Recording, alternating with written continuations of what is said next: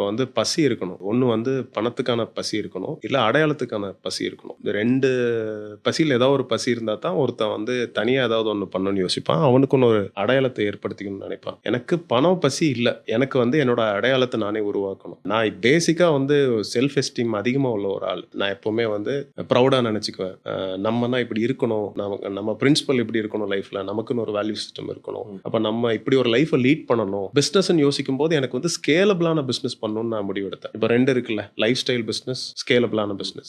Life style பிசினஸ்னா இப்போ ஒரு ஹார்ட்வேர் கடை வச்சிருக்கோம். அந்த ஹார்ட்வேர் கடைக்கு டெய்லி காலையில் நம்ம 8 மணிக்கு போறோம், நைட் 8 மணிக்கு வீட்டுக்கு வரோம். நம்ம கல்லால் உட்கார்ந்தா அந்த பிசினஸ் நடக்கும். ஒரு ரெகுலர் இன்கம் வந்துட்டு இருக்கும், அந்த லைஃப் ஃபுல்லா வந்துட்டு இருக்கும். இது எனக்கு பண்ண வேண்டாங்கிற ஒரு ஐடியாலஜி. ஸ்கேலபிளா பண்ணணும். இப்போ அந்த ஹார்ட்வேர் கடையை நான் ஒரு பிராண்டா கிரியேட் பண்ணி அந்த ஹார்ட்வேர் கடையவே நான் ஒரு 100 இடத்துல பண்றதுக்கு என்ன பண்ணணும் அப்படிங்கிற திங்கிங் வந்து எனக்கு சென்னை வந்ததுனால எனக்கு அந்த எக்ஸ்போஷர்லாம் கிடைச்சது.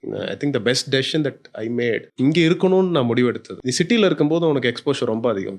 இன்னைக்கு with all the digital media இன்னைக்கு இந்த டிஸ்பாரிட்டி குறைஞ்சிருச்சுன்னு நினைக்கிறேன். பேக் தென் இவ்வளோ கான்டென்ட் ஆன்லைன்ல கிடையாது. நம்ம ஏதாவது கத்துக்கணும்னா ஈவெண்ட்ஸ் போகணும். டை சிஏஐ இந்த நடத்துற ஈவெண்ட்ஸ் போகணும். இங்க தான் அந்த எஸ்டாப்ளிஷ்டான கம்பெனிஸ் இருக்கு, அந்த கான்டாக்ட்ஸ் இருக்கு. அப்ப இங்க இருந்து தான் நம்ம கத்துக்க முடியும். ஸோ அந்த எக்ஸ்போஷர் எனக்கு அந்த டைம்ல கிடைச்சது வந்து ஸ்கேலபிளான பிசினஸ் பண்ணணும்.